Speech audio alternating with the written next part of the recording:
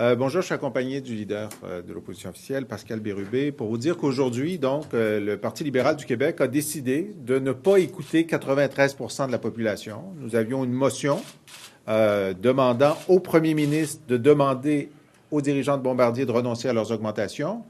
Nous avons la certitude que l'immense majorité des électeurs libéraux sont d'accord. Et nous pensons bien qu'au sein du caucus libéral, il doit y avoir quelques personnes qui sont en contact avec la réalité, avec leurs citoyens. Mais le premier ministre a décidé de ne même pas soumettre cette motion au débat. Ils ont refusé le consentement. Donc, ils ont refusé d'entendre 93 des Québécois. Eh bien, on va revenir à la charge. Alors, on vous annonce que demain, nous allons introduire une motion du mercredi qui obligera les députés libéraux à voter, à se lever, voter oui ou non sur cette motion. Et donc, on leur demande à tous ces députés libéraux qui sont en contact avec leurs citoyens, est-ce que vous voulez demain vous lever pour refuser une motion qui dit simplement que l'Assemblée nationale demande aux dirigeants de Bombardier de renoncer à la hausse de leur rémunération pour 2016? Est-ce que des députés libéraux de la région de Québec, de la région de Montréal, de l'Outaouais, de tout le Québec, de Mauricie, vont se lever pour dire non, nous, on pense que les dirigeants de Bombardier doivent garder leur 50 de hausse de rémunération? C'est ce qu'on verra demain.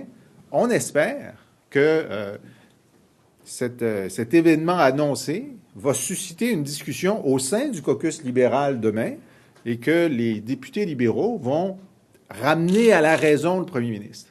Parce que la responsabilité du premier ministre, elle est grande. Là. Quand il a pris le téléphone pour appeler Bombardier dimanche, il s'est ingéré dans Bombardier. Aujourd'hui, il nous a dit « Ah, vous voulez vous ingérer », mais il l'a fait déjà une fois.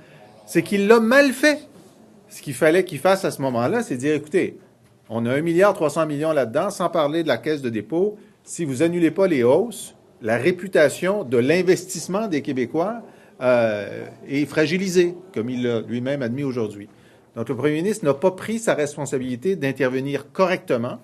On lui demande d'intervenir correctement. Et là, on en appelle aux députés libéraux de le convaincre. S'il y a des membres d'exécutifs libéraux qui nous écoutent et qui savent que ce vote va avoir lieu demain, qu'ils appellent leurs députés, qu'ils appellent les citoyens, qu'ils appellent leurs députés libéraux pour dire, écoutez, si vous nous représentez demain, vous allez être appelés à voter, oui ou non, sur l'annulation de l'augmentation des dirigeants de Bombardier.